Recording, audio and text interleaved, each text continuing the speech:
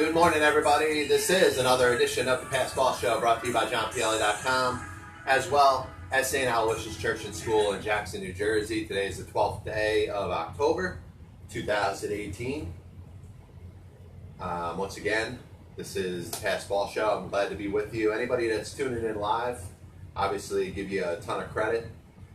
Obviously, most people that are tuning in live right now, it just happens to be a coincidence that you just happen to be on social media, see me on.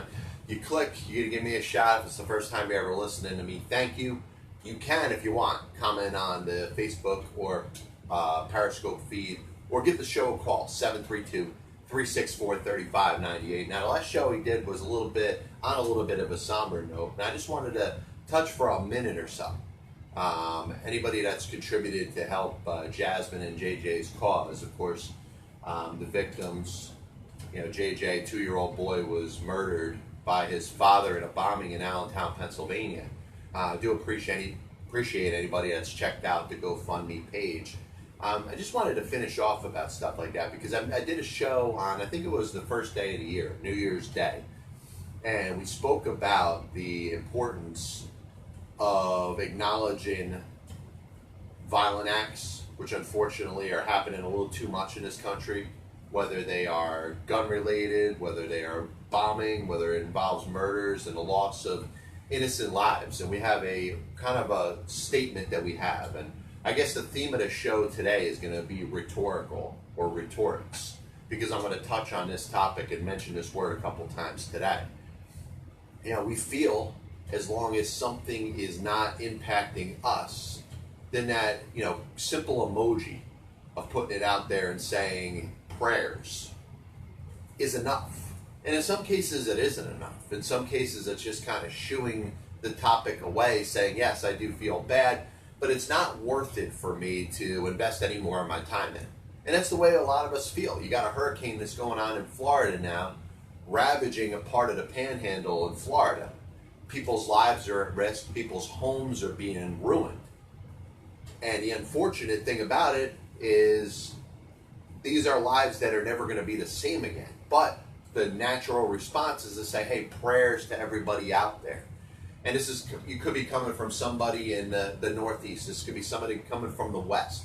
This could be somebody coming from Canada that doesn't feel any impact of this potential storm. And the same thing happens with suicide bombings or shootings. As long as it's not in our area, there's a comfort that we naturally feel when we are feeling bad. Now, I'm not going to question the compassion that people have, because I think people take care of a lot in regards to their money. People are very good when it comes to support and discussing serious topics like this. So when it comes down to it, I believe that there is enough compassion in people. But when it doesn't quote-unquote hit home, if it isn't your family, if it isn't your close friends, if it isn't your loved ones, if it doesn't happen in your hometown, you tend to have more of a basic reaction to it, as opposed to a serious and concerned one. Now, once again, you had that shooting in Long Branch on New Year's Eve or New Year's Day. That was close to me because that's right by where I worked. I looked at the crime scene there. You had the tape up there and the police officers and all the different vehicles, the emergency response team. That was something that was very visual. It was very close. You have this bombing in, Allentown, Pennsylvania. This little boy gets killed.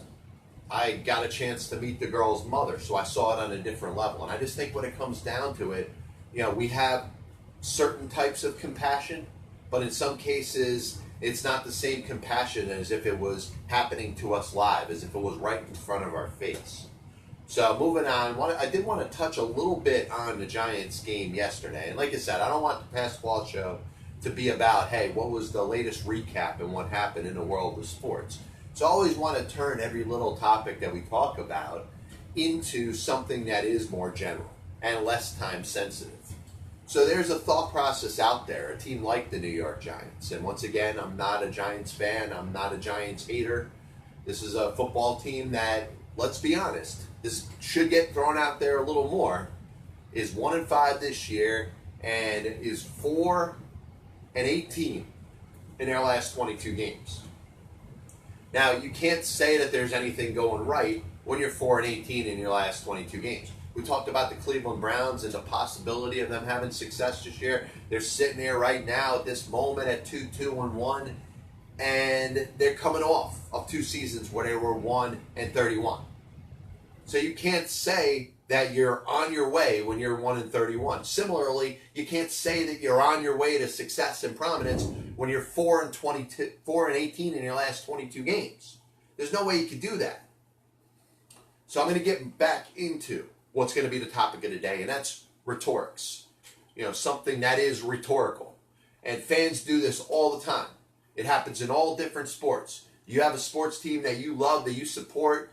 If you bleed blue, and that's what you say, go G-Men, and you're a huge Giants fan, and that's what you love, and you wear your passion, you wear it on your, the inside and the outside. Things don't go well, your team's 1 and 5, there's no way that the Giants are competing this year. There's no way that the Giants are going to make a run to the playoffs. Where do you go? So you're looking at a situation where you could either not watch the games the rest of the season, you could either focus on what you think is going to happen next year, or you could just try to find something else to do. Now, the easiest thing to say, hey, I'm a diehard Giants fan, I care enough about the Giants, I want to root for them, I want them to do the best that they possibly can, is to go the route of play younger players. And once again, it's rhetorical. Once again, it's rhetorics. It's, let me feel better by saying this team is heading in the right direction. Let's play a younger quarterback in Kyle Lauletta. Let's call some guys up from the practice squad. Let's take every single veteran that's on this roster and sit them and play younger players. So the thought is that this time next year, the team could be trending in the right direction. And then the other part of it is, who cares if you lose the rest of the games? There's 10 more games left. You lose the next 10, you finish 1 and 15, you get yourself the number 1 draft pick and have an opportunity to hopefully take the best player in college next year. I just don't believe in any of that, because I don't think any of that is necessary. Each team handles itself differently. The Giants are a more now team, and it's unfortunate. When you're about now, and you're one of the worst teams in the league, and the Giants at 4 and 18 in their last 22 games are one of the worst teams in the National Football League over the last year and 7 weeks. It's a fact. There's no way you could get around that. There's no way you could make an excuse to say that there's a reason for that. It's just, you're a bad football team. So to say, hey, play the younger guys, in certain instances it works. If the Giants at some point decided they want to take a look at Kyle Lauletta, the rookie quarterback from Richmond, I don't have any issue with that. But this thought that you're just going to play a bunch of young guys the rest of the year sounds very rhetorical. And it's just a cop-out. It's a cop-out every single time that a fan has a losing team. Hello, Janet. Hope everything's going well. Now, I don't like that thought process. I think each team needs to manage itself differently. The Giants went through a change in their power structure, a new general manager. They have a new coach. And neither of those guys are going anywhere at the end of the season. So they got to figure it out. They got to figure it out the best way that they feel they can figure it out. So moving on. Next thing I wanted to get into is you got Major League Baseball and a series of manager and general manager searches. And I don't think a lot of them are going to take precedence over the playoffs that we're seeing now. We got the League Championship Series starting today. Milwaukee hosting a National League Championship Series game for the first time in I think about 7 years. I think the last time they played in the NLCS was when they played the Cardinals in 2011. And then of course you got the Astros and the Red Sox starting tomorrow in Boston. So the winners of these 2 series obviously going to get themselves together. You're going to see some good baseball. You obviously have the Red Sox trying to build on their 8 World Series championships. You got the Brewers, who have only been to 1. And you look at a series of things that could happen over these games, because I really do think you're blessed enough to have a bunch of good baseball teams. Not a lot of people know a lot about the Brewers. but this is a very offensively driven team, but a team that is also driven by analytics. One of the common denominators of the baseball postseason this year. All four teams have a certain amount of emphasis put on analytics. You got the Dodgers, you got the Red Sox, you got the Astros, you got all teams that really have put a lot of different things out there and a lot of things that they want to do from behind the scenes to crunching numbers. And there's no coincidence that teams that are more empathetic or put more emphasis on the numbers, which a lot of people hate. A lot of old school baseball fans say, why do you do it? You have talk about the Yankees who were just eliminated this past week, and they put, in some people's minds, too much emphasis on analytics. I think that's wrong. Unfortunately, you need that. You need that sort of balance in baseball as it exists right now. And when you look at the couple teams, the three teams out there in Major League Baseball that are very far from the playoffs, not only that, but are having a change in their hierarchy, are bringing in a new general manager, they all have one thing in common. They're all teams that have not put enough emphasis on analytics. And you're looking at the Baltimore Orioles, the New York Mets, and the San Francisco Giants. Coincidentally, and for all different reasons, are bringing in different general managers. And they're going to have to go from outside the organization. All the decision has been made by all three of those teams.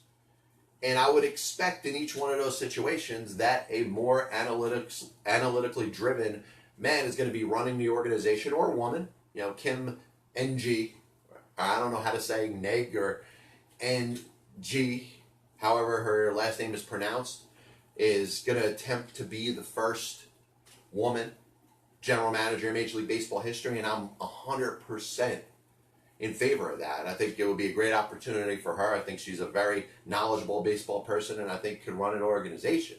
So we're looking now at the thought process from old school, which you're seeing, especially when it comes to managers in Major League Baseball. You got a lot of managers from the old school, the Buck Showalters, the Mike Sochas, who are now out. And odds are they may not find another job as a manager in Major League Baseball. And I think that says a lot about how the game has changed. And I think baseball has always been, for 150 years, it's been a game where it's been about keeping up with the times, keeping up with the trends, keeping up with what has worked for teams that are winning. And there's no coincidence that the four teams that are left in Major League Baseball are extremely analytically driven. And other teams need to start catching up. And I expect to see the Orioles and the Mets and the Giants make similar moves to bring in younger, more data-driven people to run an organization. And you know there's going to be issues with the Mets. Fred Wilpon kind of reminds me of that owner in Rookie of the Year, where he just, you know, and I remember the old-time character, the actor, his name is escaping me right now, but he was also in National Lampoon's Vacation. He was also in Home Alone. But he's a very distinctive actor if you saw his face. But he was playing the owner of the Cubs in Rookie of the Year. And, you know, you could just tell he didn't have a sense of the times. $3 for a hot dog when he tries to pay for 4 hot dogs with $1. And that's really where the New York Mets and Fred Wilpon kind of represent themselves right now. They're years behind. They're not emphasizing analytics enough. And they seem to be running the organization in a primitive way. And the question is, you could ask from a player standpoint, and maybe there's enough talent on this roster with a couple tweaks that they could be competitive next year. But if that is the case, they're going to be a little bit foolish long term. And I do think you're going to need a restructure of their organization to emphasize numbers, to emphasize strategy, to emphasize analytics a little bit more if they're going to be successful for a series of years. To be able to sustain itself over a long period of time. If they can make a run and make the playoffs in 2019, it may not necessarily be the best thing. Now, we can talk about the differences in sports when it comes to rebuilding or reconstructing a team. It doesn't always have to be that drastic rebuild. It doesn't have to be that tear it down to the bottom, get rid of every single good player, and start over and stink for 4 years, and then hopefully in that 5th year, you're going to have enough good players, you're going to be able to build something that is going to sustain itself for years and years. It's not always the case. You can build something in the short term. Look at what the Yankees did. They had one trading deadline where they went to town, traded Andrew Miller and Aroldis Chapman and Carlos Beltran and got themselves Gleyber Torres and Clint Frazier and Justice Sheffield. But they also had a very good farm system. They also were doing a good job developing players.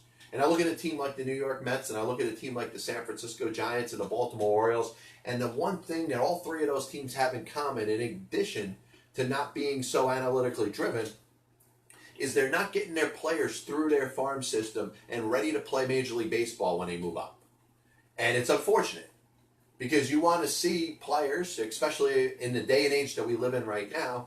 Minor league games are happening all the time, so if it's on the local front, if you live close enough to a place where a certain minor league baseball team is going to play, younger fans, older fans, they're going to be interested in watching the players and maybe take note of what they think of Mickey Moniak. Or, you look at some of the guys that were drafted over the last several years and watch them as they develop.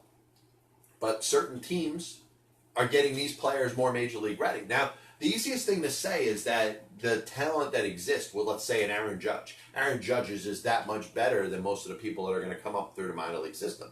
That may be true, but there has to be some credit that goes to the New York Yankees and their organization for making sure that he was ready, making sure that he spent a certain amount of time in each level of the minor leagues, and when he moved up to a certain level, it was his time. You look at what's happened with the Mets. Michael Conforto being rushed up to the majors in 2015. Brandon Nimmo, for a couple years, being back and forth between the minors and the majors, not necessarily ready. Ahmed Rosario coming up at the end of 2017, and for a good part of the first half of the 2018 season, didn't seem like he was ready to play Major League Baseball. Now, sometimes you could say it was a coincidence, but when it happens over and over again with an organization, you do have to analyze the structure of the organization and how they're preparing players in the minor leagues. So I think the Mets, I think the Giants, and I think the Orioles, three teams that are all coincidentally struggling, that are having a hard time. In fact, all three of those teams had pretty high expectations going into the 2018 season. There's no question about it. The Giants were a borderline playoff team. They went out there and they got Longoria, they got McCutchen. The Mets were in a position where they're coming off a down year, but we're expected to bounce back. Baltimore Orioles were a little bit aggressive towards the end of the offseason, adding pitchers Andrew Kashner and Alex Cobb. Now, I know they didn't help. They weren't very good this year. But the expectations were you put that with their offense, and they could at least be a 500 team. I know, a very competitive AL East. And obviously, we all like to jump off the cliff when it comes to our preseason expectations. The Orioles got off to a bad start. You just say, hey, they're just simply a bad team. They were always a bad team. We always knew that they were a bad team. Truth is, you didn't. Truth is that you looked at different teams and said they were supposed to be bad. You looked at the Tampa Bay Rays, just like I did, and thought they were going to be bad. You looked at the Oakland Athletics and thought they were going to be bad, just like I did. So just admit it. But the hard thing to do is when you have a fall from grace, when you have high expectations, when you're expected to win this year, and all of a sudden you realize that not only are you not going to win this year, but you're a pretty bad team. Is it time to rip it down? And you're looking at three distinct instances, which there may be three different ways that these teams decide to go about it. I think the Orioles have already embarked on their rebuild. Some of the players they traded last year, some of the players that are going to be free agents this year. There's certainly going to be a lot younger team last year. The expectations of the Baltimore Orioles, unfortunately, for a team that lost 115 games in 2018, is probably going to be less than it was this year. They might lose 120 games. They're almost certain to lose 100 games this coming year because they're not going to be real aggressive in a free agent market. They're going to want to play young players. They're going to want to potentially look to move a couple veteran pieces that they possibly can.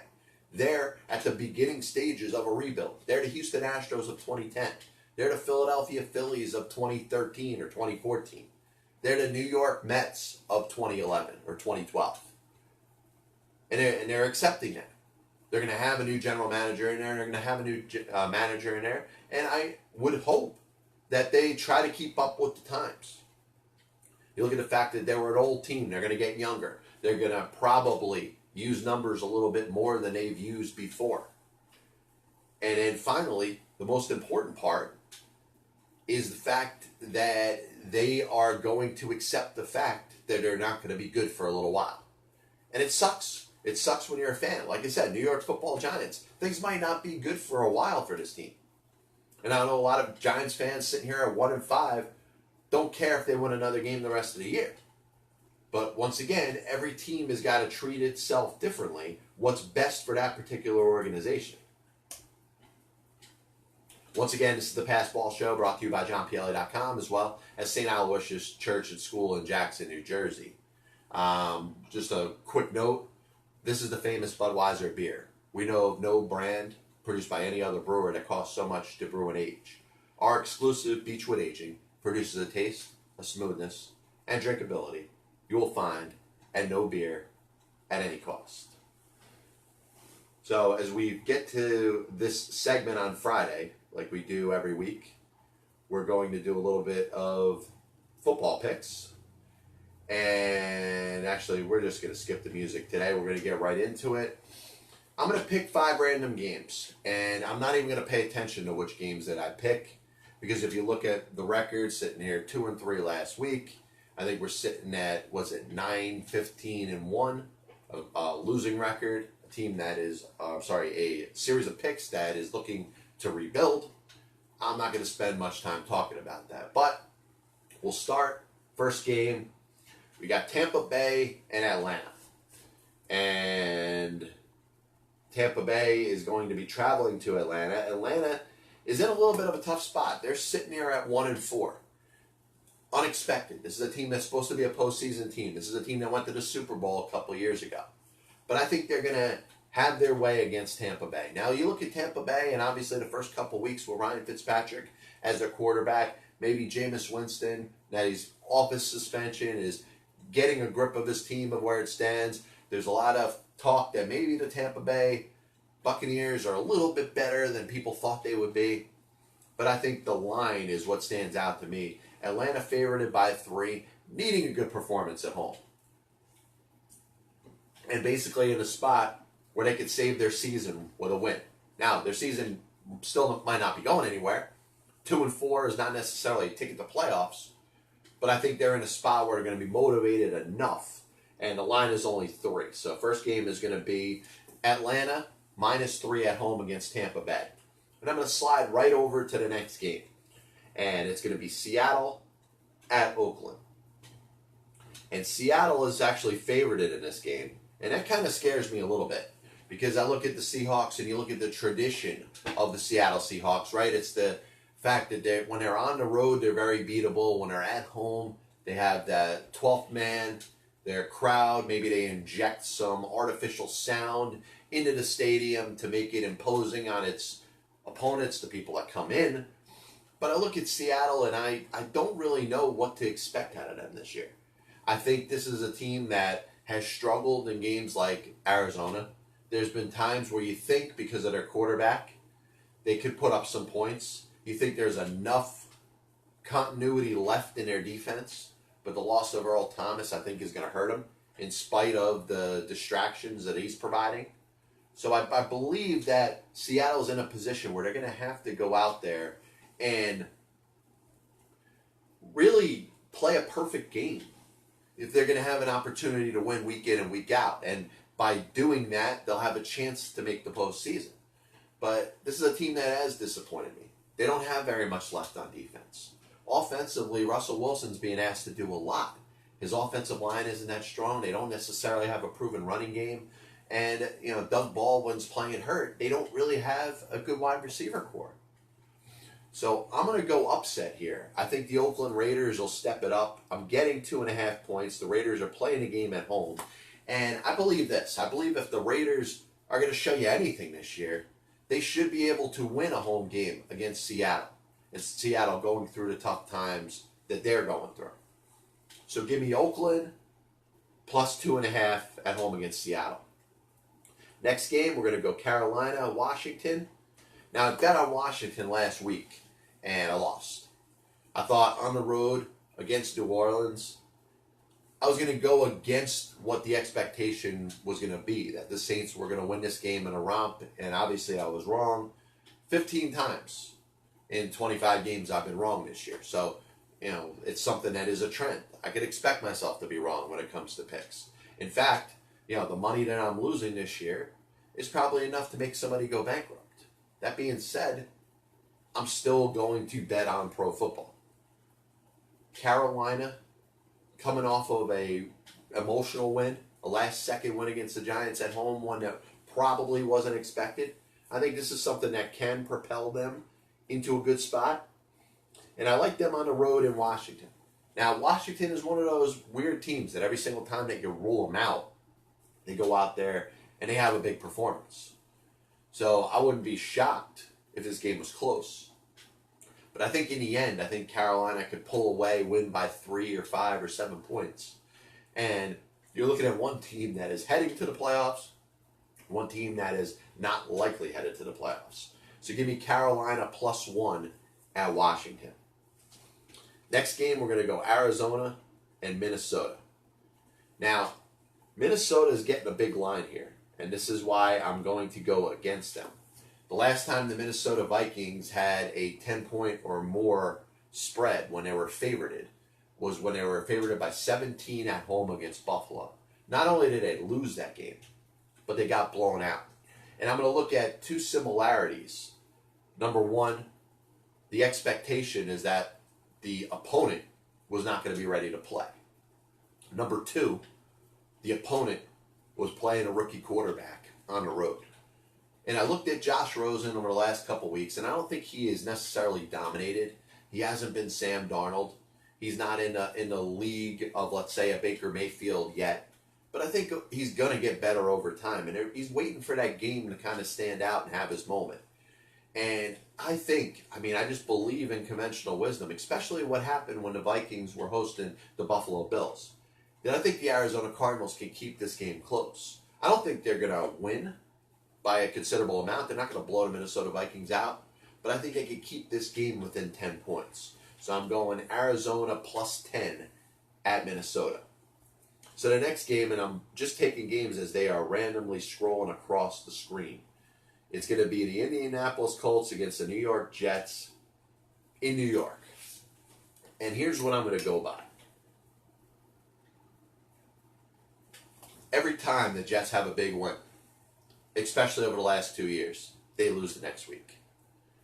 They had a big win against Detroit where they scored all those points, and you thought the Jets were back. It's Sam's team. This is a team that may overachieve this year. Maybe they compete with the Patriots. Maybe they can finish 500. Maybe they can compete for a playoff spot. And then they lost to Tampa Bay. A great win last week against Denver. They played probably a perfect game. Their defense looked good. Their offense looked good. Isaiah Crowell ran for over 200 yards. But I don't trust the coach. And I think when you win big games in the National Football League, and every single time you have a letdown the next week, that is an indication of your coach. And your coach, for whatever reason, not getting your team prepared. Maybe it's not his fault, but he's responsible for making sure the team is ready to play that next week. So I look at the Indianapolis Colts, and I look at Andrew Luck, and I look at the fact that maybe Jets fans are feeling high, coming off of a big win, coming off of a resounding win, coming off of a dominant win. I think they're going to be let down. Colts getting 2.5 points on the road. They still got Andrew Luck. I think the Colts will win this game decisively. So give me Indianapolis +2.5 against the New York Jets. So I took 5 games this week. Atlanta -3 at home against Tampa Bay. Oakland -2.5. +2.5 at home against Seattle. Carolina +1 against Washington. Arizona +10 against Minnesota. And Indianapolis +2.5 against the New York Jets. We'll get those picks up on johnpielli.com in case you want to take a look. Throw your own opinions any way possible. Last thing we're going to talk about as we get into the Nobody's Listening segment of the program, the time of the show, where I feel I've been on long enough. If anybody has tuned in, more than likely you've tuned out. Obviously, the diehards, the people that have absolutely nothing to do, are going to be sitting there and still watching at this moment. And I thank you for that. So as we get into the Nobody's Listening segment of the show, it's time to talk about something that once again is rhetorical. And we move on to the fact that that is the theme of today. We talked about the rhetorical prayers, putting your hands out there, sending that emoji, saying, yeah, I really care that there's something unfortunate that happened and I send prayers your way. But if it doesn't happen regionally close enough to you, if it doesn't happen close enough to you where you feel like it is quote unquote hit home, then nobody cares. And you say you care, but you don't really care. You got the rhetorical, hey, if the season's not going well for the New York Football Giants, play the young guys. Like all of a sudden there's something that's valuable and all these young players are going to come in there and play and make an impact going forward. My final point about rhetorics today.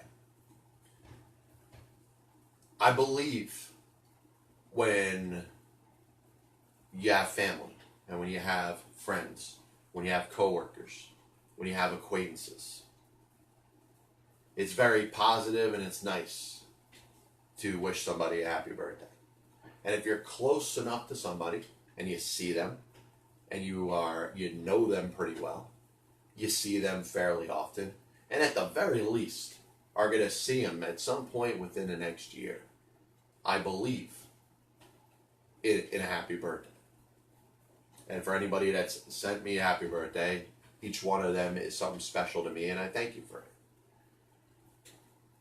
Unfortunately, with my setup, my connections, to get everybody as much as possible engaged in the show and to build a listenership, I've had to go out of what I've considered my natural network. I've had to go past just family, past just friends, past just coworkers, past just people I see every day casually, past acquaintances, and like you said, past friends.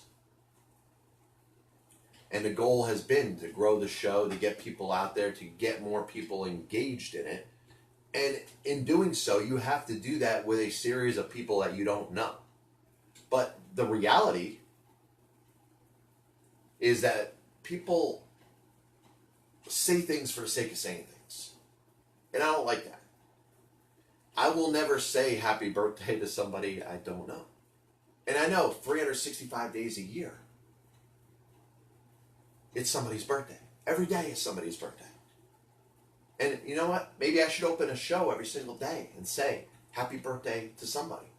I remember that Blue's Clues skit when my daughter was a little girl.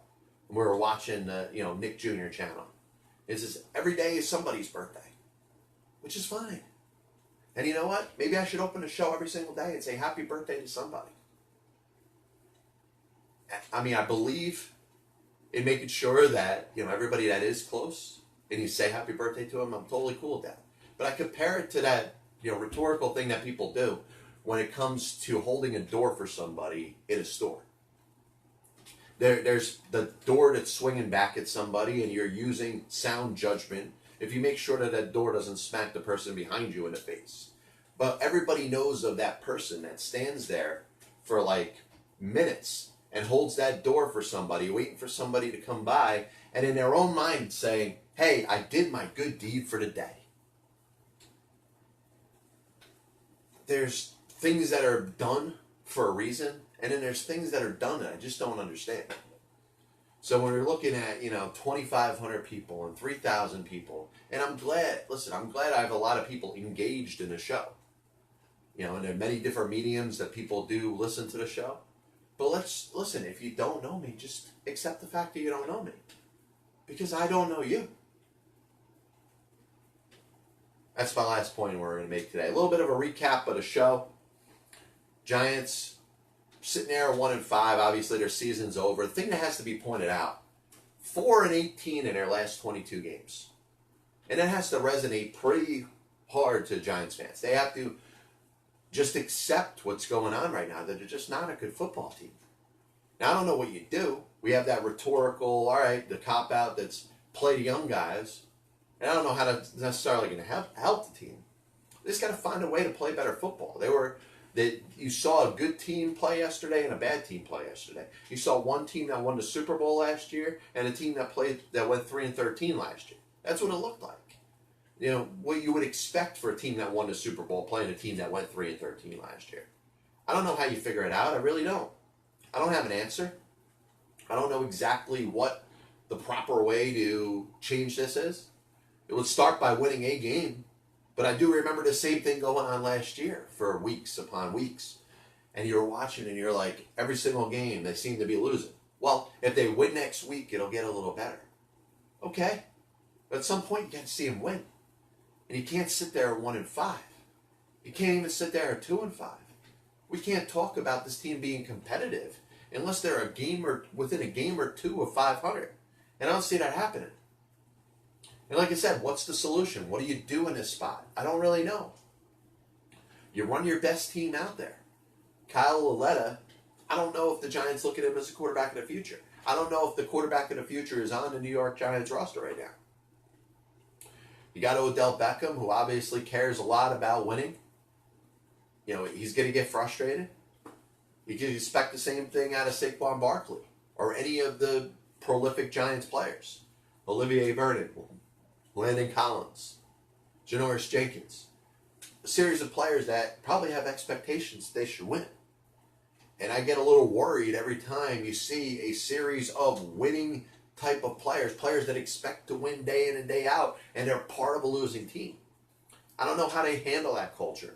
And it's been proven before that a lot of times those players don't handle losing so well. You got the MLB GM manager search. You actually got 6 teams now that are looking for managers in Major League Baseball.